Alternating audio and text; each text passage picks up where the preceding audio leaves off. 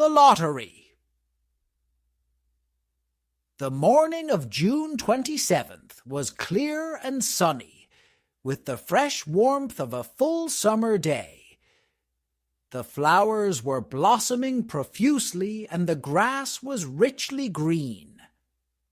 The people of the village began to gather in the square, between the post office and the bank, around 10 o'clock. In some towns there were so many people that the lottery took 2 days and had to be started on June 7th. But in this village, where there were only about 300 people, the whole lottery took less than 2 hours, so it could begin at 10 o'clock in the morning and still be through in time to allow the villagers to get home for noon dinner. The children assembled first, of course. School was recently over for the summer, and the feeling of liberty sat uneasily on most of them. They tended to gather together quietly for a while before they broke into boisterous play. And their talk was still of the classroom and the teacher, of books and reprimands. Bobby Martin had already stuffed his pockets full of stones, and the other boys soon followed his example, selecting the smoothest and roundest stones. Bobby and Harry Jones and Dickie Delacroix. The villagers pronounced this name Delacroix. Eventually made a great pile of stones in one corner of the square and guarded it against the raids of the other boys.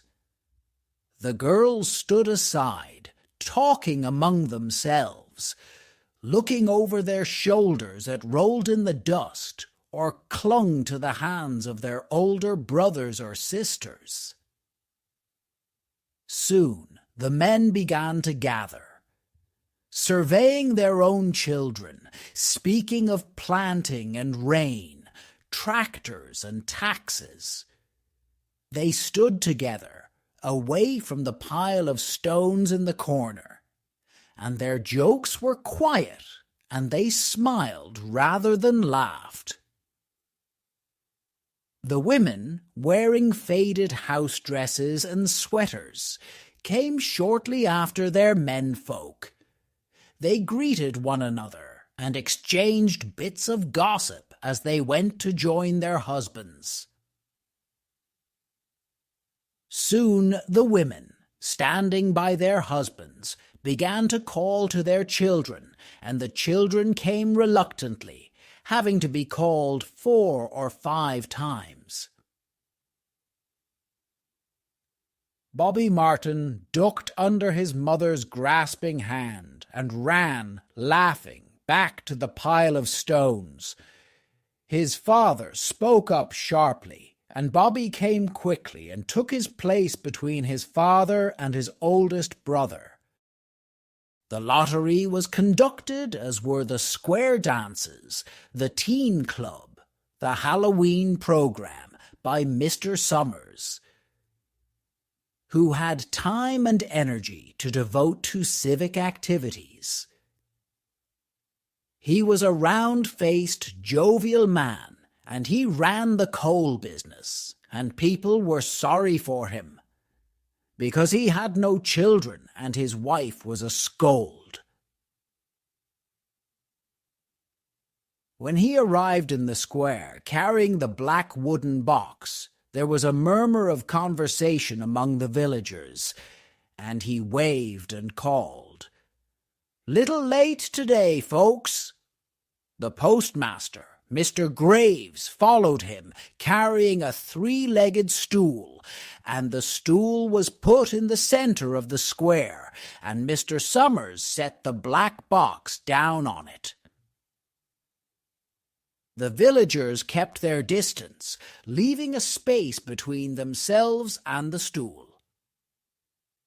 And when Mr. Summers said, Some of you fellows want to give me a hand." There was a hesitation before two men. Mr. Martin and his oldest son, Baxter, came forward to hold the box steady on the stool while Mr. Summers stirred up the papers inside it.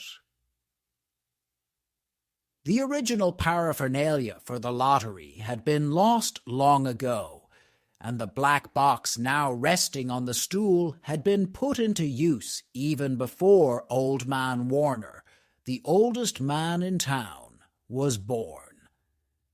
Mr. Summers spoke frequently to the villagers about making a new box, but no one liked to upset even as much tradition as was represented by the black box. There was a story that the present box had been made with some pieces of the box that had preceded it, the one that had been constructed when the first people settled down to make a village here.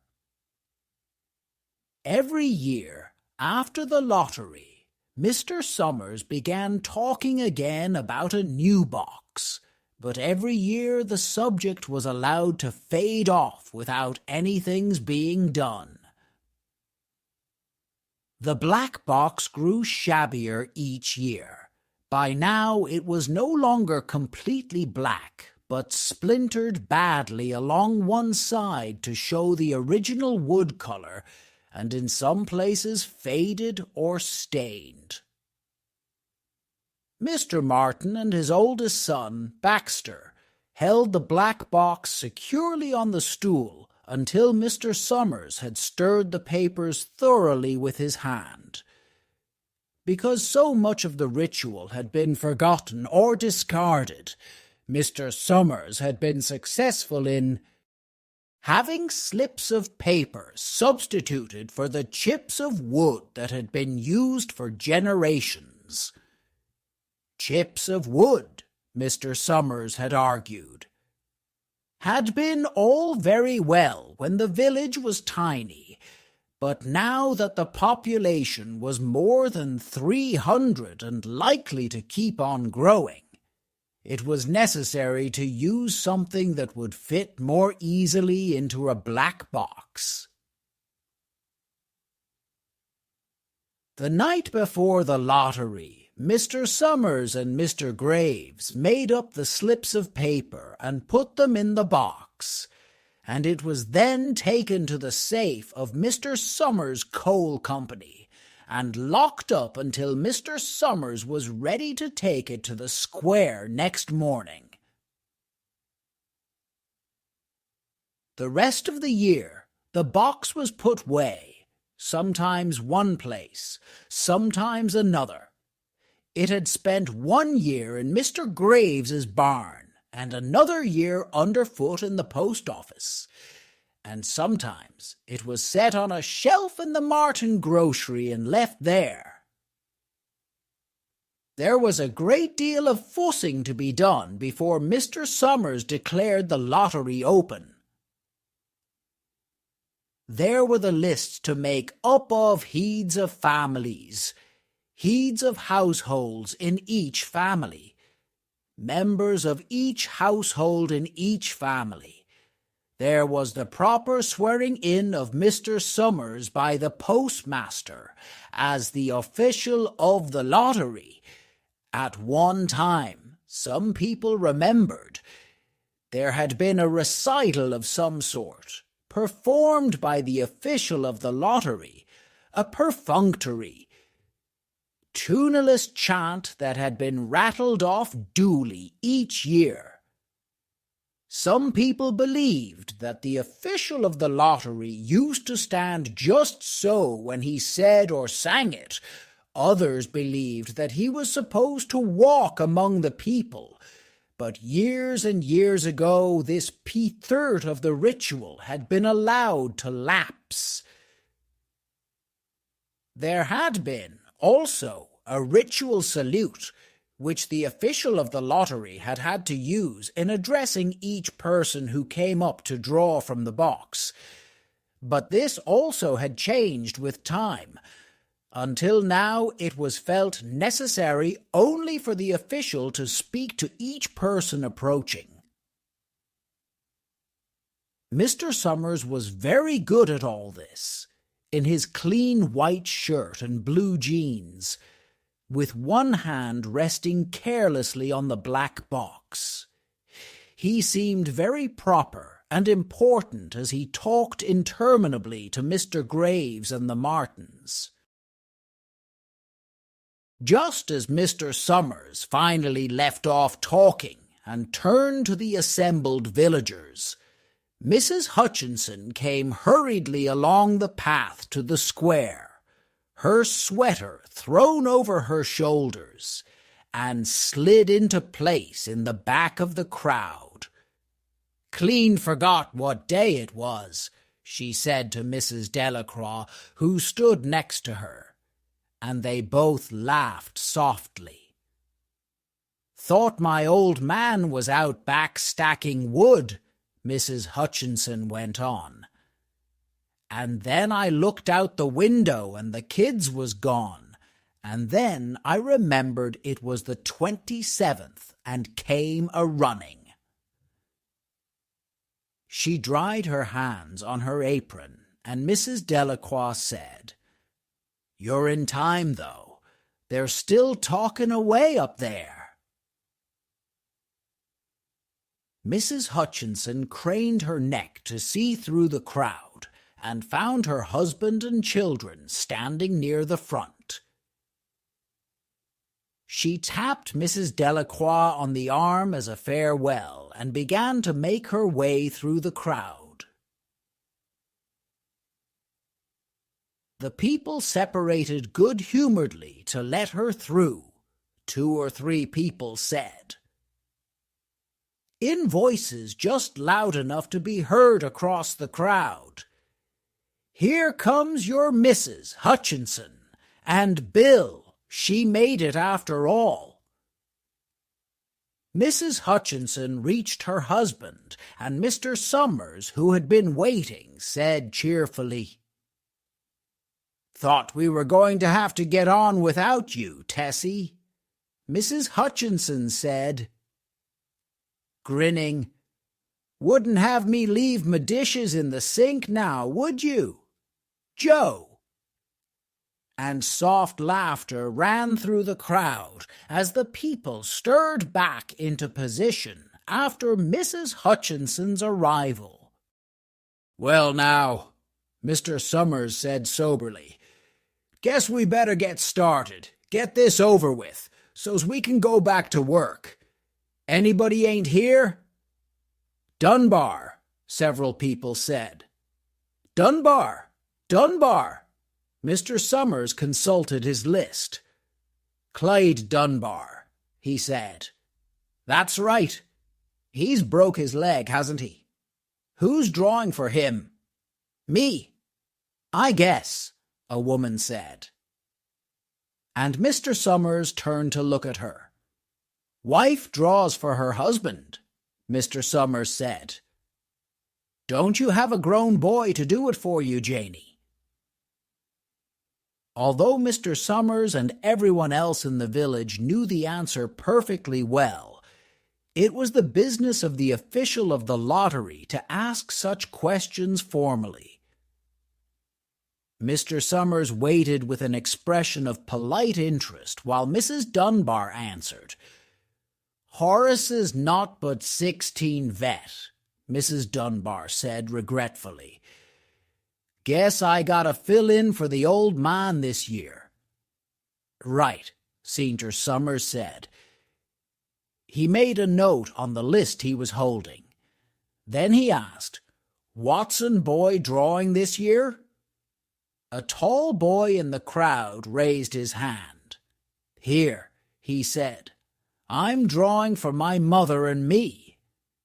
He blinked his eyes nervously and ducked his head as several voices in the crowd said things like, "Good fellow, lack," and "Glad to see your mother's got a man to do it." "Well," Mr. Summers said, "guess that's everyone." Old Man Warner make it?" "Here," a voice said, and Mr. Somers nodded. A sudden hush fell on the crowd as Mr. Somers cleared his throat and looked at the list. "All ready?" he called. "Now, I'll read the names. Heads of families first, and the men come up and take a paper out of the box. Keep the paper folded in your hand without looking at it until everyone has had a turn. Everything clear?" The people had done it so many times that they only half listened to the directions. Most of them were quiet, wetting their lips, not looking around. Then Mr. Somers raised one hand high and said, "Adams." A man disengaged himself from the crowd and came forward. "Hi, Steve," Mr. Somers said. And Mr. Adams said, "Hi, Joe." They grinned at one another humorlessly and nervously. Then Mr. Adams reached into the black box and took out a folded paper.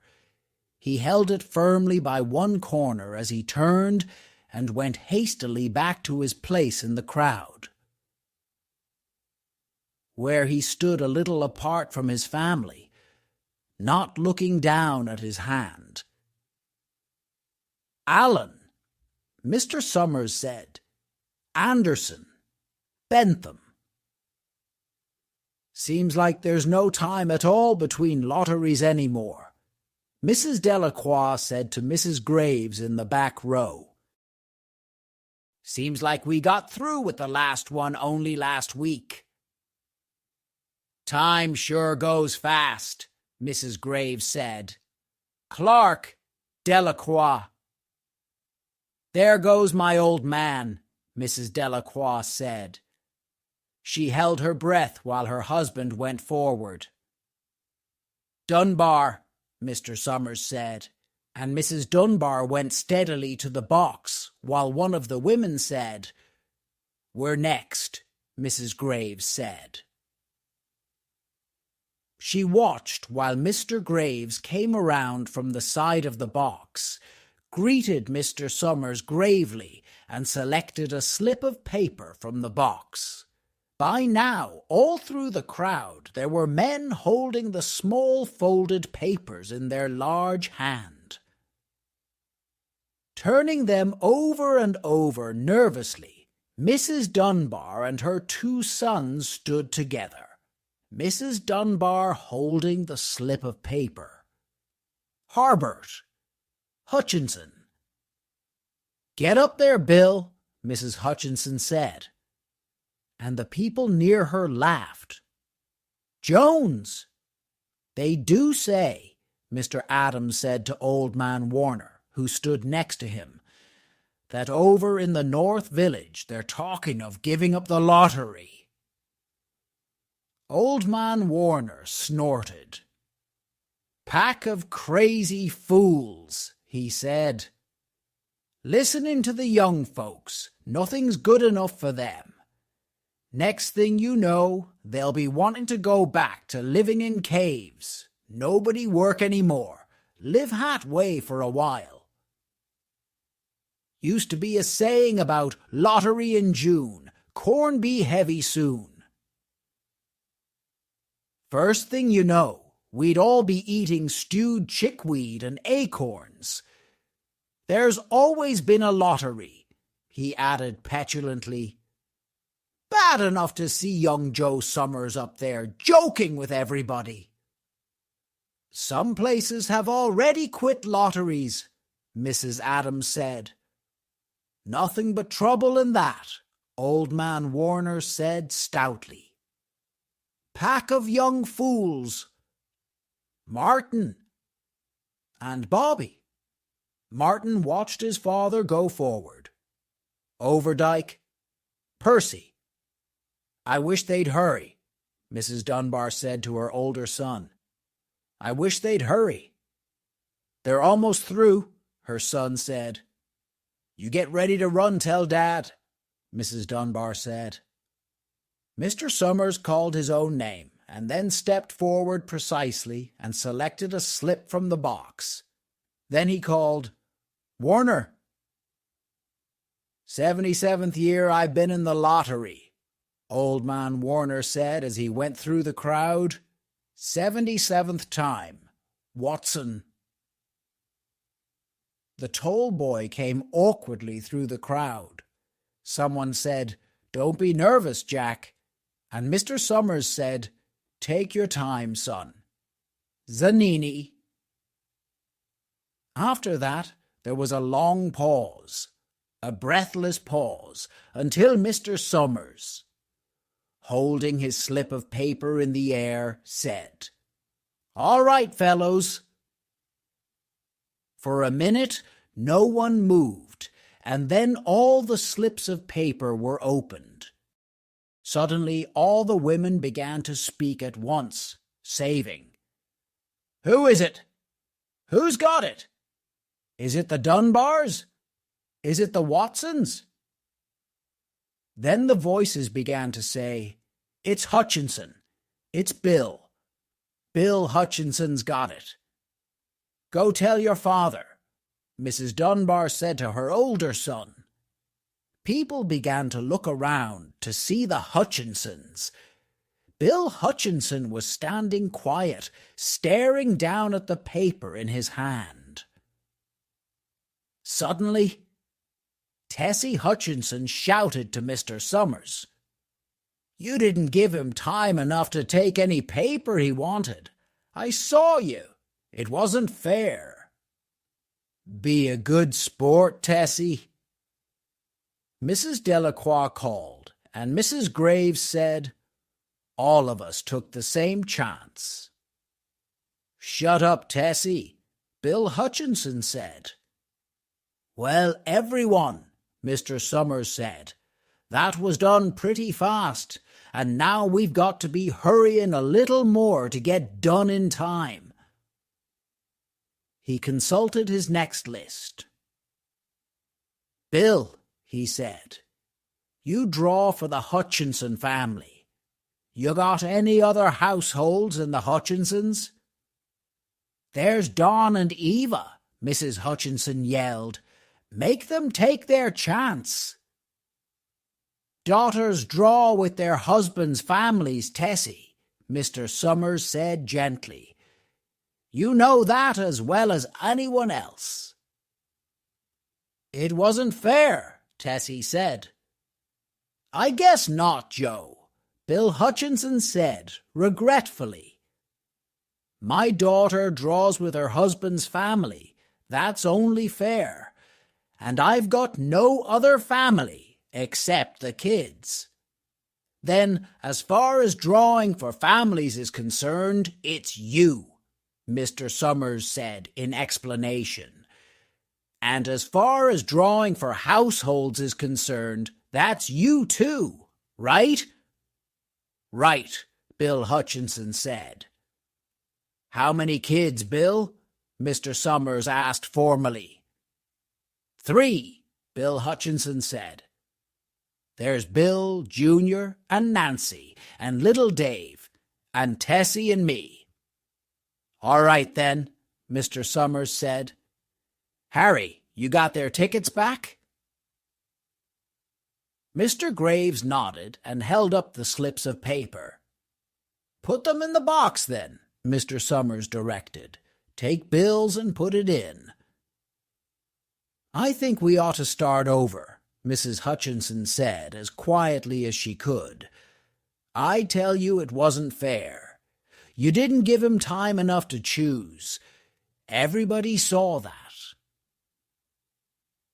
Mr. Graves had selected the 5 slips and put them in the box, and he dropped all the papers but those onto the ground, where the breeze caught them and lifted them off. "Listen, everybody," Mrs. Hutchinson was saying to the people around her. "Ready, Bill?" Mr. Summers asked.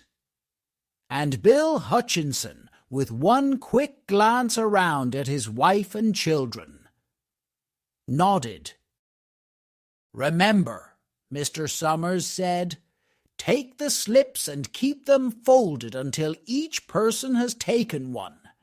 Harry, you help little Dave.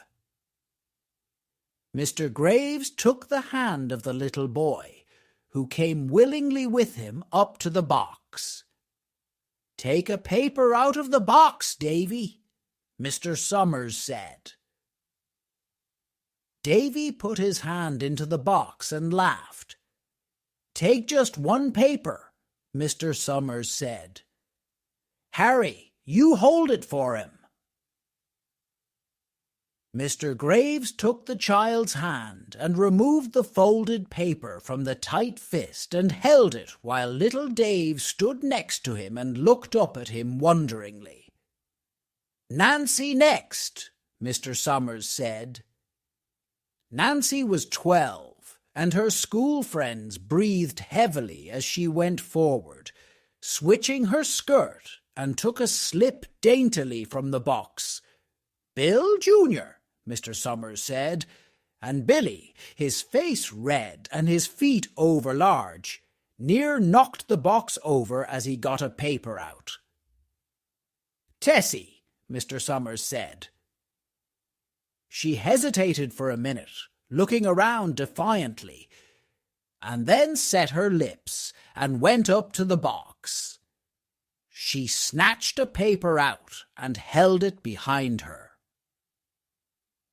Bill, Mr. Summers said, and Bill Hutchinson reached into the box and felt around, bringing his hand out at last with the slip of paper in it. The crowd was quiet. A girl whispered, I hope it's not Nancy, and the sound of the whisper reached the edges of the crowd. It's not the way it used to be. Old Man Warner said clearly, people ain't the way they used to be. All right, Mr. Summers said. Open the papers. Harry, you open little Dave's.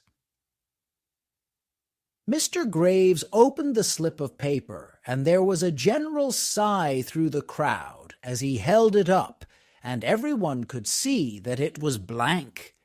Nancy and Bill, Jr., opened theirs at the same time, and both beamed and laughed, turning around to the crowd and holding their slips of paper above their heads.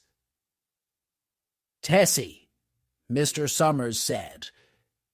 There was a pause, and then Mr. Summers looked at Bill Hutchinson, and Bill unfolded his paper and showed it. It was blank. It's Tessie, Mr. Summers said, and his voice was hushed.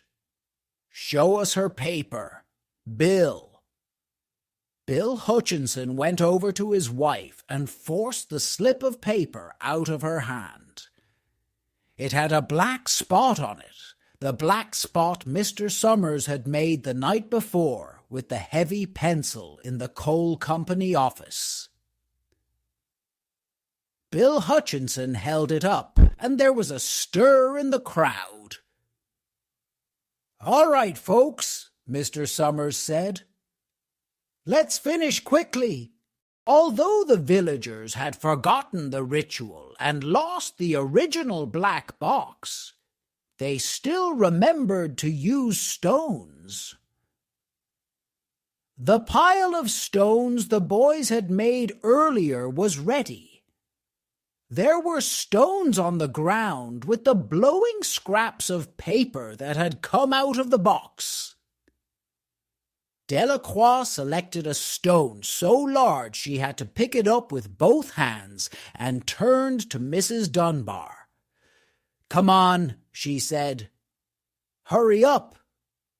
Mr. Dunbar had small stones in both hands, and she said, gasping for breath, I can't run at all. You'll have to go ahead and I'll catch up with you. The children had stones already, and someone gave little Davy Hutchinson few pebbles. Tessie Hutchinson was in the centre of a cleared space by now, and she held her hands out desperately as the villagers moved in on her. "It isn't fair," she said. A stone hit her on the side of the head. Old Man Warner was saying, come on, everyone." Steve Adams was in the front of the crowd of villagers, with Mrs. Graves beside him. "It isn't fair! It isn't right!" Mrs. Hutchinson screamed, and then they were upon her.